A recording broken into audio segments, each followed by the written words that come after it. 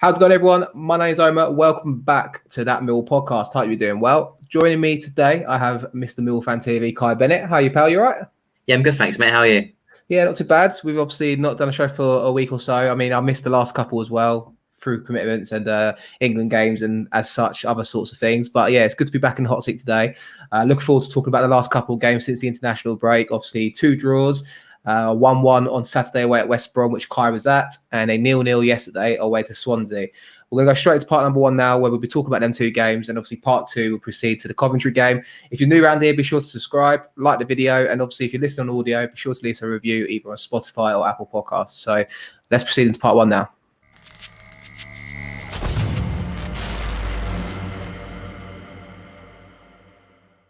And welcome to part number 1. As said in the intro there, this is a review of the last 2 games, Kai. I mean, firstly, let's talk about the West Brom game from Saturday. I already said it was 2 draws. You was at West Brom Saturday, a 1-1 draw. Obviously, they scored early on in the second half. Had an opportunity to go 1-0 up in the first half, didn't they, on the stroke of half-time. Bart Bielkowski saving a penalty. I think it was Carlon Grant who took the penalty, ex-Charlton striker.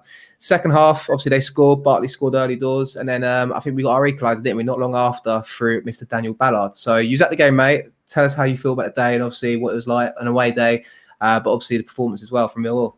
Yeah, it was a really good performance. I think that penalty that they got on the stroke of half-time would have been really harsh on us had we gone in 1-0 down. But I don't know. It's hard to tell whether it's a penalty or not, especially when I've only really seen it back on Quest and on the EFL highlight show, and it's sort of hard. They don't really zoom in very well, so you can't really see whether he clips him. First thoughts were that he went down too easy, but you can't really see well enough whether you're right or wrong. So it would have been harsh to go down harsh to go in at halftime 1-0 down. Obviously, luckily, Bart Bielkowski to the rescue. Said that too many times, don't we? Yeah, fantastic save, brilliant save. It was Grady Diangana, wasn't it? The ex-West Ham player that was fouled, wasn't it? I think it's one of those ones. We'll talk bit by bit, I suppose, about it. But like, obviously, it was you've seen him given, if that makes sense. Like, if it was the other way around and it was Jed Wallace who went down like that, we'd be thinking it's a penalty as well. So I think it's one of those where like 9 times out of 10 it's given, isn't it? But yeah, like you said, Bielkowski made a good save, didn't he? But yeah, I totally agree with you. It's like, is it or shouldn't it not be? It's one of those, I suppose, flip of a coin, isn't it? Yeah, it's difficult because quite early on into the match as well, Diangana had dived a few times, so it was sort of one of them ones that you're thinking, has he just dived again there?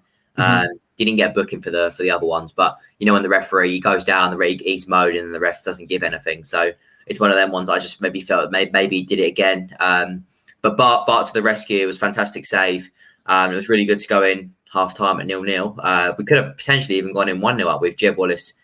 Missed a good chance when he was basically put through a goal. I think it was Ajayi who misplaced the header.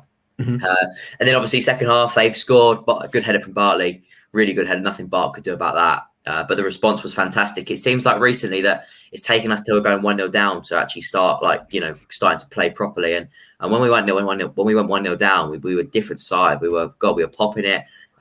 West Brom couldn't get near us for about 20 minutes. And obviously Ballard scored and it was a fantastic goal, fantastic finish. And just by moments before that, Murray Wallace could have equalised himself. It was a good chance and he's put it past the post. But yeah, second half was, after they scored, was really good. And that was really, felt like we probably could have won it. Are you glass half full after that performance then? I mean, so I think I agree with you. Like, going to West Brom, if you said to me before the game, would you have took a 1-1 draw? I probably would have done. It's a tough place to go. They had a good start to the season. I think they were, in the top 2 when we played them. They still are now. I think they have back-to-back draws this week as well, much like us. But it was kind of one of those games where there wasn't a lot on offer, was there? I think we done well to nullify their threat. A lot of people spoke about West Brom, how they play high intensity, try not the ball forward. I thought, our midfield was quite good with Keith-Bell and Saville, and I thought they kind of done well to kind of nullify the threat of a counter-attack or, that direct play from West Brom. But that second half, like you said there, mate, we had chances galore, and it was almost a nearly chance. It's just that final ball, and I think that's what Rowett said this week in particular after Swansea yesterday as well. It's just that last part is missing. I think you said about Wallace's chance first half. Shea Ojo made his debut. We'll talk about him in a second, but he had a similar chance in the second half, didn't he? Where it's a pull back pass, he's through on goal. You're thinking, just stick it away, and it's just that one last part that was missing. I think from making it. Let's be honest, probably 2 wins this week if we had that little bit of event quality. I feel. Yeah, and I think it's easy to say with the players that are injured and stuff, and we could be better if them players are in. And I think But I do honestly think if Afobe plays that game against West Brom, potentially he's the player that gets them 2 chances, obviously, instead of Wallace and Ojo. And even though 9 times out of 10, I back Wallace to finish them normally, but it was quite a tight angle. So Johnson's come out. And then the second one, Ojo, is quite tight again. And he's just tried to place it around him. But I just feel if Afobe was in their position, I feel like Afobe probably would have scored. So, I feel like maybe we're lacking that player, but you can't I don't like making excuses for injured players. Even though obviously we had them players, I think they make a massive difference. Hutchinson, Danny at the back, especially. But yeah, we could be talking about 2 wins here, but, a point at West Brom's never a bad result. And then a point at Swansea, probably, is never a bad result either, especially after the long trip to West Brom on Saturday. Yeah, so two good points. But important we back them up on Saturday with a win against Coventry. So let's talk about Shea Ojo. He unfortunately didn't play yesterday, but we'll still talk about Saturday's game. What did you make of him? I mean, there was a couple of opportunities I felt in the second half where, we mentioned that chance he had the one-on-one, good save by Johnson.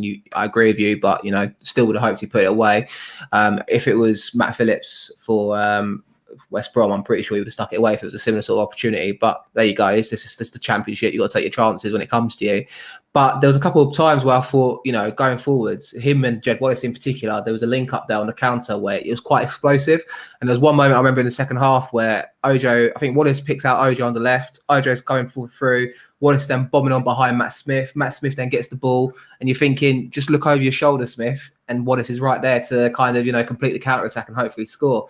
I guess that's why I agree with you about Afobe. Smith got 90 minutes on Saturday, ran himself to the ground after the game. He was on the floor, weren't he? And I think, he gave his all. But it's just, if that Afobe was there, it could have completed a great kind of counter-attacking performance. But I thought Ojo in parts, considering he's not played much in pre-season, not obviously appeared for Liverpool, I thought he'd done all right. He's a promising kind of player there. Yeah, definitely. I think he's got real pace, really good technique as well. He held the ball up well when he got it. He looked to sort of, play with Malone on the left. I think them two would be really good together if we could, get a sort of a bond there. And Jed and Ojo worked really well together. I remember once, just similar to your one, where Jed had the ball and he was running straight at the West Brom defence, and Ojo was on the left. And funny enough, Matt Smith was actually keeping up with him, which was quite impressive actually. Yeah. But then Malone's come bombing down the left as well, and I think Jed's gone Smith route. And I think, Jed's gone to Malone, and Malone's crossed it in, and Smith's tried like an overhead, like a bicycle kick sort of thing, and then it's got blocked. But there's so many chances where the counter attack is so effective, and Ojo being really really quick, and with Afobe coming back as well, and Jed obviously quick as well. So yeah, it's exciting, especially for away games when we try and counter more. But yeah, and home games as well, just as much, because. I feel like them 3 have the quality to unlock a door, maybe with a pass or a bit of skill. So yeah, it's really exciting with them 3. I think any team with that front 3 would be a good front 3. So yeah, pleased. Even if Mason Bennett comes into that kind of conundrum as well, he fits that sort of mould, doesn't he? The kind of counter-attacking, quick, carries the ball, travels with it as well. I think it's kind of an early inclination, I feel like, of what Wright wants to see from his front 3. I quite like, the last 2 games, there's a mixed reviews from the fan base, as it tends to be the case. But as we both said there, Kai, 2 points, we both would have took the 2 points, if you offered to us at the start of the week. I felt like we should have won at least yesterday. I think that was a game where we could have grabbed it. Swansea didn't win at home, and I feel like it was an occasion where we could have, kind of gone there and kind of stamped our authority on the game. Let's talk about that. I mean, obviously, there's one change, I think, or maybe 2. No, I think it was just the one actually from 2 from the weekends. Smith and Ojo out. Ojo's got an illness. Nothing more said about that. So I don't know have you seen about anything else said about that? It was just an illness, wasn't it? Yeah, I think so, mate. I think it's just an illness. I mean, you don't know whether not COVID or we don't know. That's the thing, isn't it? But I think it was COVID. I think there'll probably be a few more out. You'd expect due to isolations and stuff. I don't know. Yeah. I know the rules have changed. So I'm not quite sure what would happen with that. But yeah, probably hopefully just an illness. And obviously Smith making way makes sense as well, because he ran himself into the ground on Saturday. So an opportunity was offered to Tom Bradshaw, and Mason Bennett getting his first start since his injury, first appearance of the season, obviously from the start. I think he actually didn't even come on Saturday, did he? So it was his first appearance of the season. Similar team, obviously, the rest remained with Bill Kowski, Cooper, Murray Wallace, Ballard, Malone, Billy Mitchell right wing back, who I've been impressed with the last 2 games. I felt like he's kind of, showed his kind of versatility in the side, and obviously welcome to see him play in the team and get his opportunity. Savon Keefbird, I mentioned earlier, I thought quite impressive again yesterday. A bit of a problem when you play 2 in midfield where I think both of them don't have that turn of pace, I feel like, but hopefully that won't be an issue on Saturday. We'll have to wait and see with the likes of O'Hare and stuff like that of Coventry. And then obviously Bennett, Wallace and Bradshaw up front. I think we're just going to jump straight to that opportunity in the second half for Bradshaw. I think that's just, I want to highlight it because if Afobe was fit, I would have hoped he would have scored it. And it backs up my point from Saturday where, OJ had that chance, Wallace had that chance, Smith could have looked over his shoulder and seen Wallace for the through ball. That quality in the final area, it's just, it's easy to blame injuries, but nonetheless, Bradshaw had the opportunity to impress and just missed that opportunity. He ran himself into the ground on last night, and I don't feel that at all. But I just wonder what you thought of that chance, and obviously Bradshaw's performance coming to the side, Kai. Yeah, I thought he ran himself into the ground, as you said. I thought he worked tirelessly to close down that Swansea defence who kept trying to play out from the back. But that chance is the difference sometimes in the games, isn't it? And I know Obafemi missed a really good chance for them. But it's the difference. Obafemi misses there. If Bradshaw slots that one away, we'll probably walk away with a 1-0 victory because it didn't really look like tested. They didn't really test us too much. They didn't really do much with the possession they had, did they? Apart from a late free kick on that bar and that Obafemi chance. Other than that, they didn't really test us that much. No. I do, it's hard because I think I like Bradshaw because I like the way he runs himself into the ground and he really runs and he chases everything.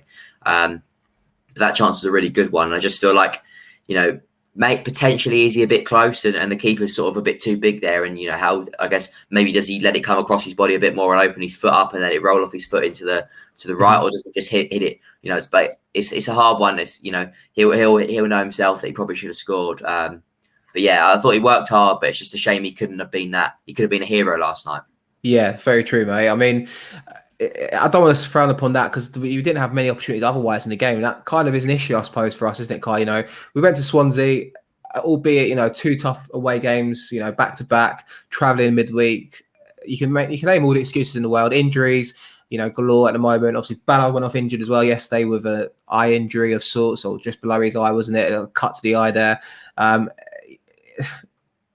How long can you make excuses and how can you be critical instead of the team?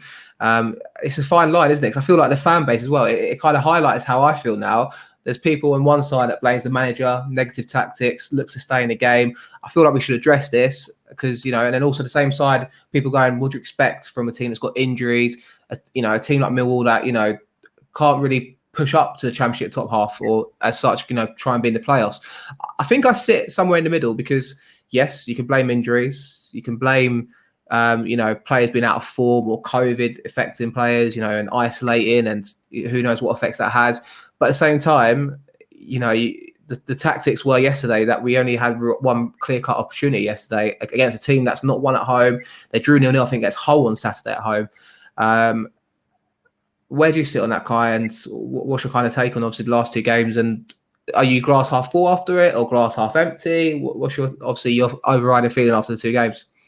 I guess I'm glass half full still, just because I thought the draw against West Brom on Saturday was really good. I thought we played really well, and even though we didn't win it, I felt that to go there and to push a team like West Brom all the way and nearly, there won't be too many teams that walk away from the Hawthorns at the end of the season and say, we should have come away with a victory or, come away with a victory or just even get a point. So, West Brom beat a lot of teams at the Hawthorns. And I think that, to go there and I think we did stamp our authority in that game, and especially in the second half, I thought we were brilliant. And, I think West Brom will walk away thinking, yeah, that was a good side. They were a good side, Millwall. To maybe not back it up against Swansea and win was a little bit disappointing, and maybe it just knocked the week a little bit. But I still think positives from yesterday were clean sheet, first clean sheet of the season, which is something we haven't done yet, which is actually surprising considering how good our defence is. But then again, you look at Hutchinson being out, maybe that's slightly different with Hutchin. So yeah, it's difficult. It's a fine line between blaming injuries and, realising that the team need to improve. I think it's a hard one. I don't think we'll see the full potential of this side until we have maybe 3-4 more players back. Like your Phobies, Ojo comes back into it, Hutchinson, Danny Mack. If Ballard's still we don't know what's going to happen with Ballard. But just to cut to the eye, you'd hope that it's nothing too serious. But I guess we'll have to wait and see. Do you think we've got too small of a squad? I can't remember where I saw it on Twitter today, but I remember seeing people debate that maybe we have too much of a smaller squad and the options therefore are limited. I think this is probably the best squad we've had for 3 or 4 years with options that we've got. If we said the injury list, Ojo, obviously Afobe, and then there's 2 options there that could play up front. Again, with Danny McNamara being out, we sold Romeo, or obviously loan Romeo out. Should we have not done that instead, maybe, and have more competition on that kind of side of things? But do you think the squad numbers are suffice enough to be competing at the top of the Championship?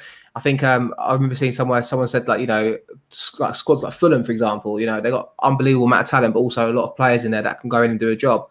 And then for us, we've got Bradshaw, and then we're 1 injury away from Budvarsson up front, and we all think what we all think of Budvarsson is quite a unanimous decision amongst all fans in general. And even the manager thought it as well, because, the fact that he's on the bench, doesn't that highlight, a weakness in our squad there almost? Yeah, I think it does. Maybe our squad is a little bit too small. I think with the Championship, it's such a demanding league and you have so many games back to back that you might need a few more here and there. And did we probably do enough business? Probably not, but we couldn't get out the players that we probably wanted to get out, like Budvarsson. And if we get Budvarsson out, then we're able to bring in a couple more probably. So it's really hard. But I think that with a couple more in, we could have was obviously with the injuries we've got, it would have really helped us. But then again, you could maybe stake a claim that instead of sending Tyler Bury out on loan, maybe he'd have been really handy to have at this sort of time. And obviously he's injured now, but I think the way he started the season at Hartlepool, it shows the talent he is, and maybe hopefully next year he'll come back just hopefully a even better player than he is now. And but I think maybe there is 1 or 2 short, but I think that might be due to the fact that we couldn't get rid of players. Maybe I think Raul probably wanted to do a little bit more because he did talk about another striker, didn't he? Yeah. After we signed, I think it was Afobe. But obviously never got that one done because I don't think he could shift enough players out. But yeah, we've got, I absolutely agree with what you said. I think we've got the best squad we've had in a lot of years. With the options we've got and with a fully fit squad, I no doubt that this squad can do great things. But it's, obviously at the moment it's hard with the players we've got out. I just feel like it's deja vu because we had the exact same scenario last year with injuries, and I'm not for 1 second saying that Wright's hiding behind these injuries and saying this is the sole reason why things ain't going well. I think he was quite critical to players yesterday. They're saying the end product, the final ball, the same with West Brom on Saturday. That's what's missing at the moment. But then he's saying every time someone comes back, we lose 2 more. Every time we get 2 more back, there's 3 more that get injured. It's like, well, we had the same scenario last year. And I think the season before last, even we had a similar sort of thing. And it's like, if we've got these injuries, I know we work onto a tighter shoestring budget, but you've kind of got to eliminate that kind of from happening. You've got Mitchell out on loan. Could Mitchell potentially be an option for centre back to stop Pearce potentially playing? Because that could be an issue if Pearce plays, not to criticise the player again. The same thing up front. Could we have Tanto on the bench? Could we have Bury available? I'm not saying that, it's a hard kind of balance because you want these players to go out on loan and play games and play football and go out and get great experience in League Two. I think, Mitchell's played every game for Leyton Orient since he's gone out on loan, which is superb. And, you just know he's going to go from strength to strength because of this loan spell.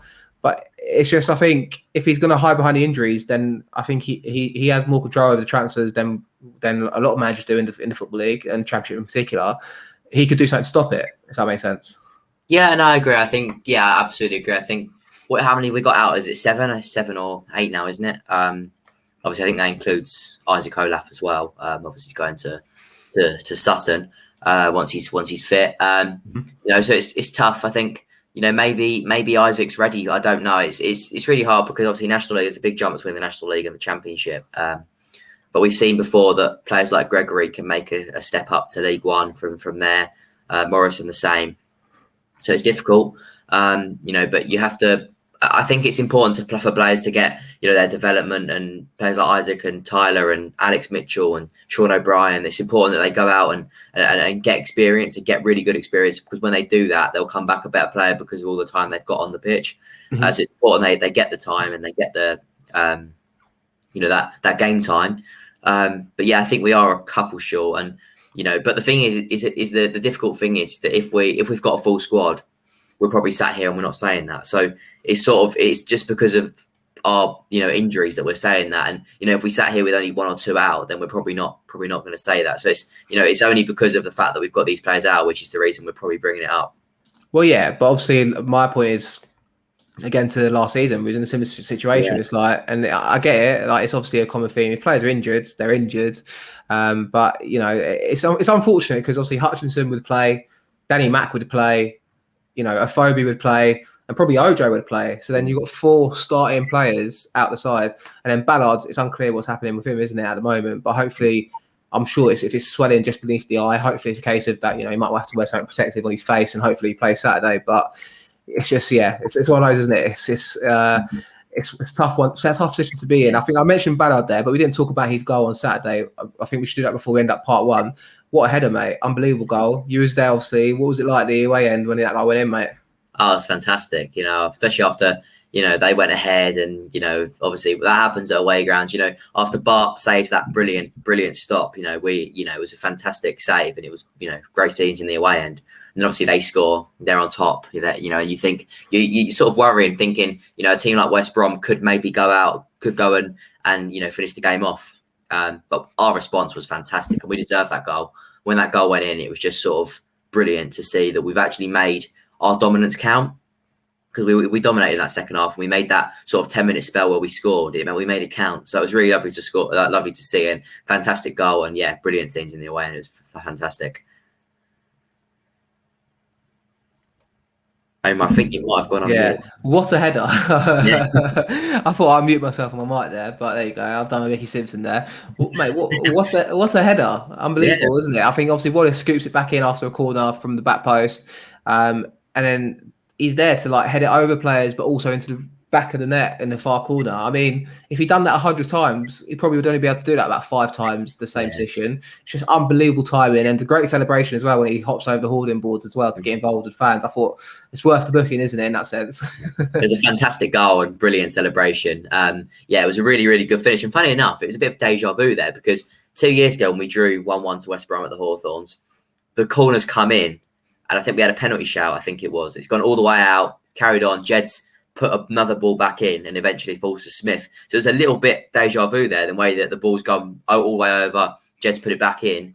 It was a great goal, and he was well deserved. He's been immense in signing from Arsenal. I think he's been really, really good, and it's one of them ones. Can we? Obviously, it's going to be tough to turn it into a permanent deal, but it'd be a fantastic bit of business if we could. It's that catch-22 scenario of loan players. The better they play every game, the more their value goes up. The more you think, okay, we're not going to sign them anymore. So we'll have to wait and see. I think that probably brings a natural end to part 1 here. We've got our third of the tripod coming in for part number 2. He's just joined our green room. So we'll be back in a second with part number 2 and the preview of Coventry.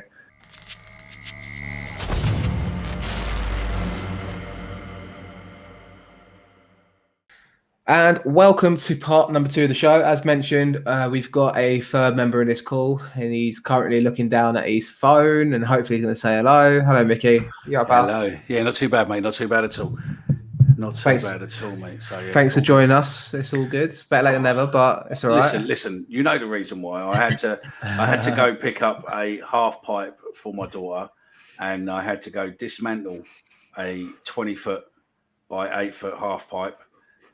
Then load it in a van, then drive back from Surrey to my house, then unload it, and then load it in the back garden. So, I do apologise for being late, listeners. But if you're in need of a BMX or skateboarding area in the Kent vicinity, hit up Micky Simpson, and I'm sure he'll be in touch to let you know the rates to rent it off him. Yeah. I've got to build the fucking next, so yeah. I feel like this could be a little part-time hobby of yours, mate. I can see it coming already. People inquiring about the rates to build it and everything, mate. So I'm sure you'll update us on the next show how you got on. I might do a video of how to build one.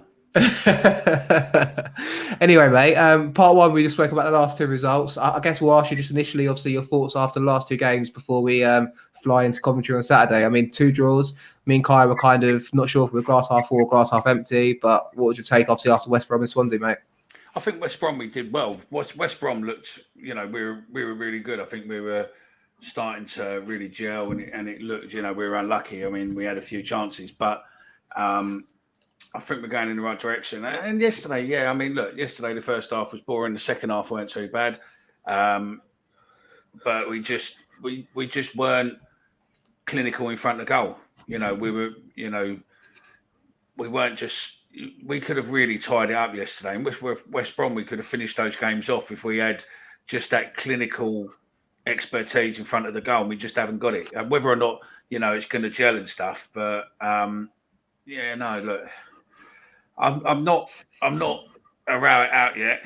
I weren't last year, but I think his football needs to go. But I mean, if you watch the interviews he's done, he's still saying, I haven't really been able to pick the team I want to pick because of injuries and everything else. So I'm smirking because you haven't listened to part one, but that is exactly the tone of conversation me and Kai had the whole way through. Where do we sit on what sides? Do we think Rowett to blame? Do we think the injuries are a valid excuse?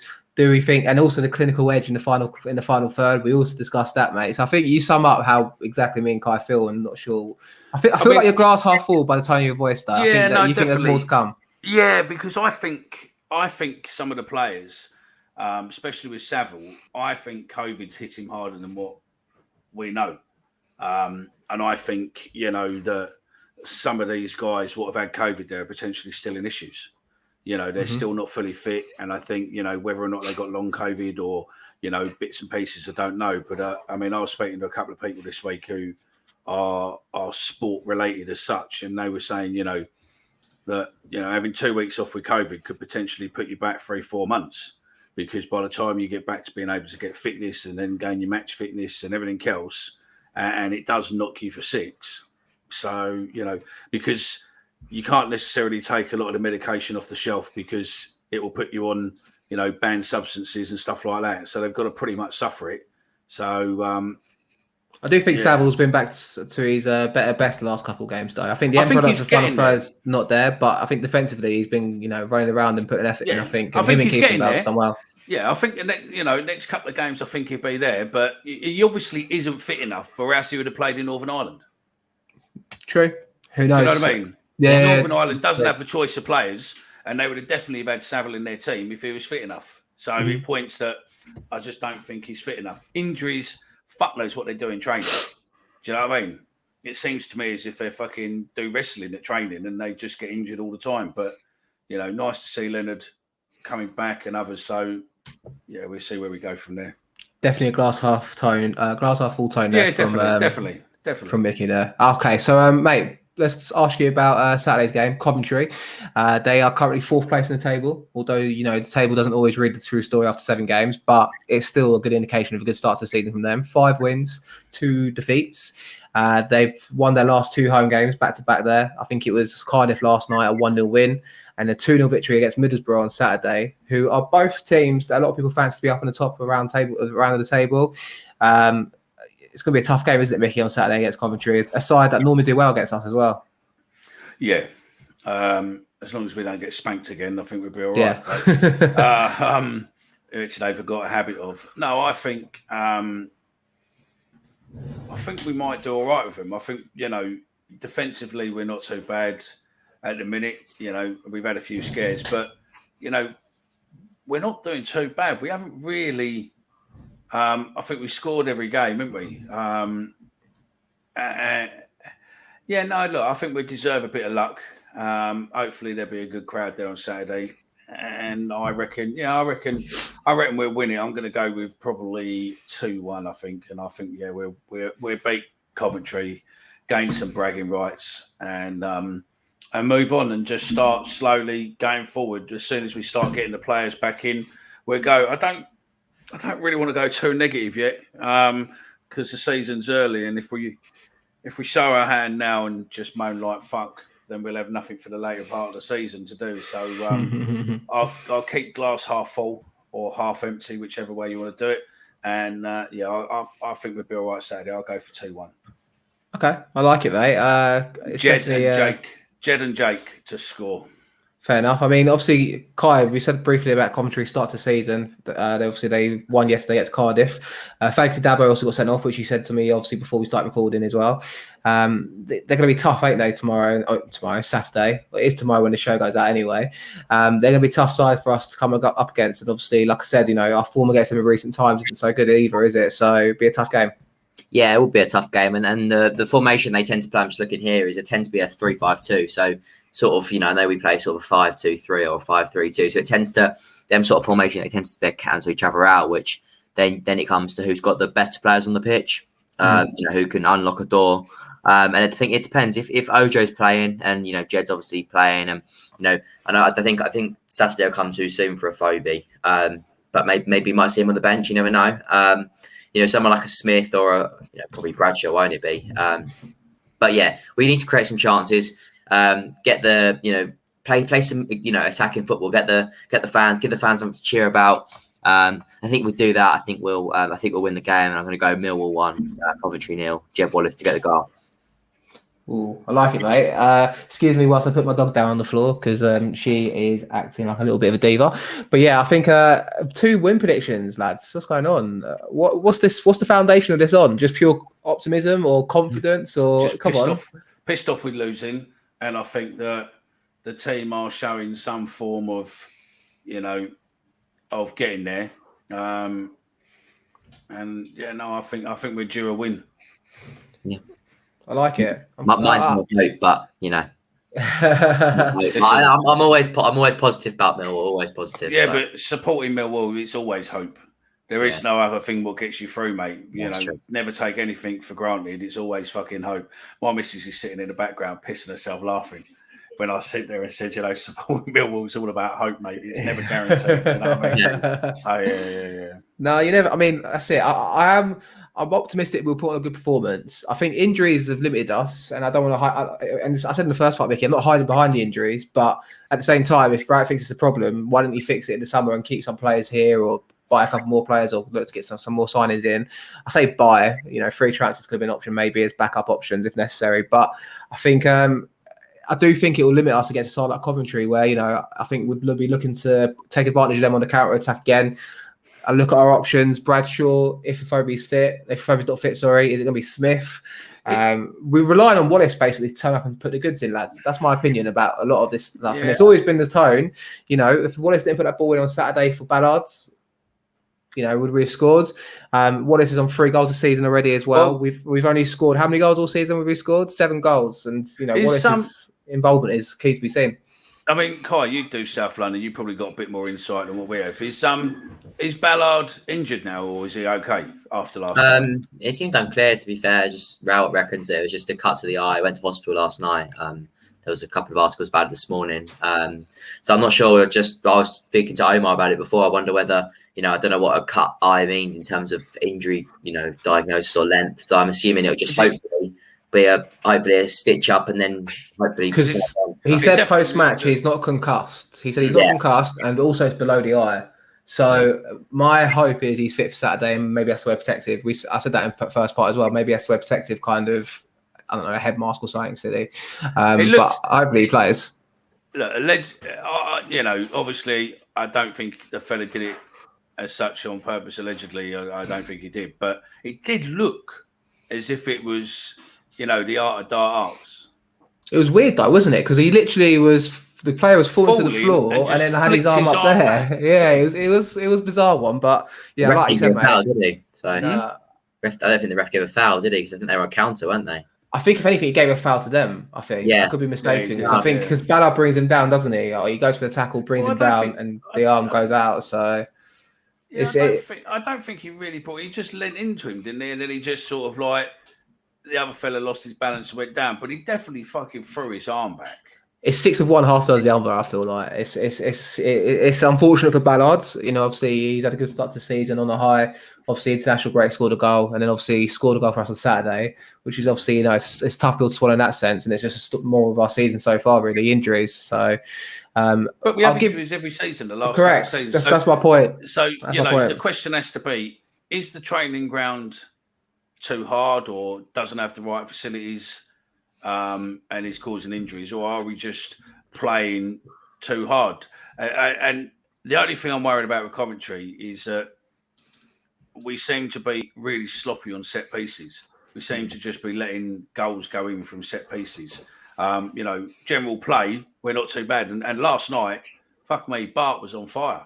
Yeah, he was. He's been good the last 2 games, hasn't he? I think we didn't really mention him, but he has been in good form. And I think people were a bit critical of him after the first few games, thinking, is he a bit, can he still perform to the high level standards he sets himself? But he's definitely kicked on the last couple of games. I'll give my prediction as well before Micky has a little rant about obviously yesterday's events off the pitch. There was no events, but just social media West riffraff. Brom and stuff. Yeah. Social media riffraff. That's what I'll say instead. I think we're going to draw. I hate to say it. I'm not. I think we're going to get our 5th draw of the season on Saturday. I think it's going to be 1-1. I think we're going to take the lead, and then the last 10 minutes they're going to score a goal. I'm sorry, that sounds glass half empty, but I suppose we'll be 3 unbeaten after that. So, 3 draws in a row, 4 unbeaten in the league. So, positives, right? But yeah, go on, Micky, take it away with social media and obviously what you think in general about a certain topic. No, look, I think filming at football is highly questionable on the best of terms. Okay, to a degree, if you want to record the goals, that's up to you. I mean, we sometimes record crowd reaction, or if we're video, maybe we might use it for the channel. But as a rule, you don't really do, because you're too busy celebrating to fucking worry about it. It's just getting to a stage where everybody wants to be, I want likes, I want retweets, I want this, that, and the other. And the trouble is that most of you fucking idiots, and I'm sorry, I'm going to call you fucking idiots, who video stuff when it kicks off or other stuff at football, especially like a bit of trouble or a bit of fucking handbags. You videoing stuff are providing the police with such good evidence that you're going to get people locked up. And in my eyes, you're nothing but a grass, because you're videoing people. You're posting that image on social media. You're letting whoever they want copy your videos and post it. People like Away Day and all these other channels will just pump stuff out for content and keep pumping it out and pumping it out. As soon as you put it online, the old Bill's got algorithms what pick it all up. They've already saved it, and there's the evidence. And the trouble is that, fans you sit next to who potentially do something at football for whatever reason, you're suddenly giving the police the evidence to lock them up. And the trouble is that some of the footage might not be good enough to go into a criminal court, but they use it in the civil court to get people football banning orders.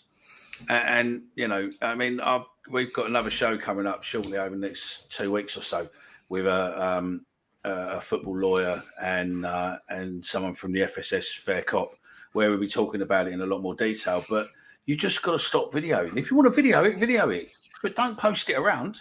Don't put it on WhatsApp groups and Twitter and Facebook and everything else, because what's the point? If you're that desperate for likes and retweets, then post a video of the team on the pitch. Post a video of limbs in the crowd if you really want it, but videoing kickoffs outside just for doing it, you're getting people locked up, and that's fact. There's people on bail now because of you. Limbs in the crowd. I like it, mate. That's terminology I don't know what you'd say. Limbs in the crowd. I agree with you, to be fair. But also it's a catch-22 because it's the environment and the world we're brought up in. As in, I was the same a few years ago, probably when I was like 13, 14. I'd want to record the goals and stuff like that. When I got older, I realised that I was missing the moment, and I've not done that for many years now, where I went to the Euros, I could have had my phone out and filmed the penalty shootout. Why would I do that? I want to remember it myself, being embraced into it and stuff like that. And I do get people that do it, and I'm with you. But for me, I kind of told myself a few years ago, stop doing that. There's no point. I don't really get much satisfaction out of watching it back.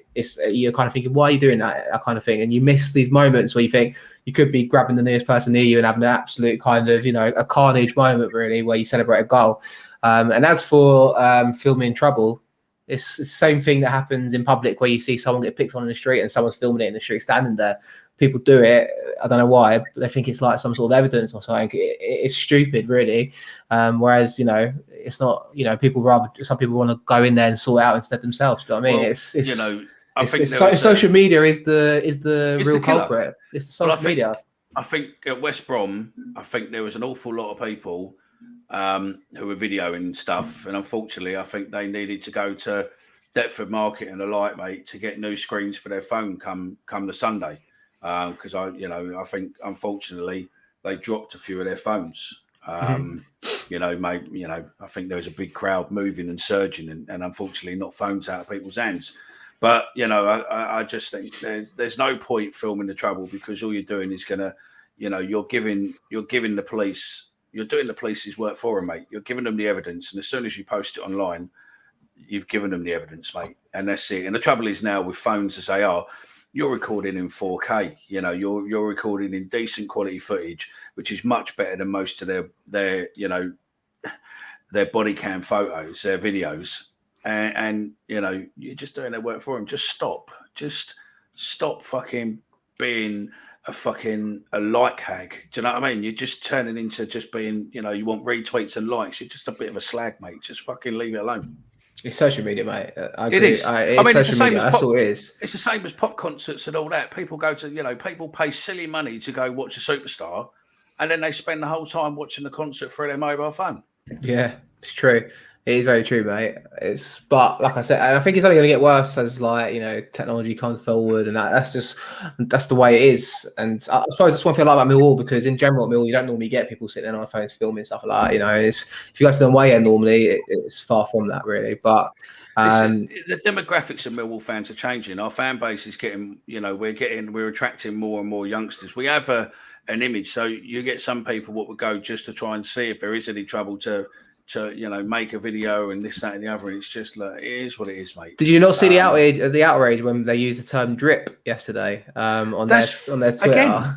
Again, why? Do you know what I mean? You know, it's Millwall is Millwall. Why are we using fucking gangster slang? I mean, when we done the new kit video, we had people in the video doing, you know, fucking street signs and all this, you know, fucking. What's the fucking point with Millwall? Why? If you're really attracting youth, if you're attracting the more younger hipster and all this sort of image you're going for, then great. But stop using thing, because you're alienating half your fucking fan base already. Half of them don't. I reckon there's probably 60, 70%, maybe more of our fan base fucking didn't have a clue what drip meant. They probably think it's something else. Do you know what I mean? They probably think it means dipstick or fucking plonker, not fucking really cool. Do you know what I mean? Look at the fucking thread on this. Do you know what I mean? Just maybe we need to do a show, mate. You know what I mean? A brief part of the show where we just educate people on loads of gangster hip slang for when Millwall does it, rather than having to Google it. You'll already know it, because we'll keep you up to date with all the latest slang. We'd have to do. I think what we could do, mate, we'd do the 2021 UK slang compared to the 1980s UK slang, and then we'll just do a comparison and see what different terms mean nowadays as well, don't we? Kai, do you have good drips? Do you, or that's the right? I don't know the right. I don't know what the right word is. I've heard the term before, definitely before, but it's not something I use. I don't even know if I used it in the right context there, saying you got good drips, but. It's just, I don't know. Would you be tweeting that if you was running the Mill Twitter handle? No, because to be fair, until the other day, I didn't have a clue what it meant either. I had to search it up as well, and I'm 17. And Kai's the youngest out of all of us here, and he doesn't even know what it is either. So there you go. I'll take it. Here we go. Here we go. From the dictionary. If you have the drip, it means you have swagger, especially in how you look. You're hot. You're cool. You're on point. You got the sauce. Is it good? Is it good clobber? What I'd normally say. If you got good clobber, no, or that's the equivalent. Yeah. If you past times. If you look on Urban Dictionary, it's the adjective to describe your outfit, similar to swag, sauce, etc. So it'll be the way to say it is, man, my outfit is dripping right now. Instead it'd be good club or check your arms out, I suppose. Maybe no, you know, the boy's got style. Do you know what I mean? That's I think that to me, mate. you know, if I went in the pub and said to fuck me, you got good cobber on today, fella, I'd probably go, yeah, cheers, mate. If I walked in there and said, fuck me, you're dripping, I'd probably get a slap. So if you're listening, whoever runs the Millwall Twitter handle, I want to see a tweet on Saturday going, check our garms out or something stupid. Look at the garms. Yeah, on Saturday we want clobber photos, all right? Yeah. Do you know what I mean? And I think we should maybe say, we should autocorrect the Millwall Twitter handle every time I do a tweet. We'll just quote it with what it should be instead or something. Instead. We'll paraphrase it. So when it says, if you want us to translate Millwall, the official Millwall channel, just let us know. Tell us on social media. Drop us a message, drop us whatever, and tell us, you want us to do it, and we'll do it. We might put a poll out and see, but I think that's the way we combat it with correction, like the grammar police out there. Maybe we just become the urban slang massive. There you go, mate. I like your idea there. I think we'll do it. We'll have to do it, definitely. Anything else you two want to add before we round up the show today? No. We got a special guest on Sunday joining us for doing a match review. We do. Do we tell you who it is, or do we leave it a surprise? Make people tune in and listen. Maybe leave it a surprise. Former player. That's all we'll say about that. Former player who's played for both teams playing on Saturday. There you go. Like it. I think that's the best teaser you can give, mate, and let people kind of try and work that one out. If you think you know who it is, put it in the comment section below. And I think we'll leave it at that. If you're new around here, guys, like I said at the start of the show, be sure to like the video and subscribe. If you're listening on audio, be sure to listen to a review on Spotify or Apple Podcasts. Check us out on social media at thatmillpod. Drop us an email, thatmillpodcast@gmail.com if you'd like to get in touch. And obviously check out our website, thatmillpodcast.co.uk. Thanks for coming in, Micky, on your, I know you had a busy day today, mate, so I appreciate you coming along and giving us some wisdom as always, mate. No problem at all, fellow. It's always a pleasure. And thanks, Kai, as always, for popping in today, mate, as well, and, give us a little recap from West Brom on Saturday. No worries, mate. Really enjoyed it. So thanks for watching, guys. We'll be back on Sunday for our next show, and we'll see you then.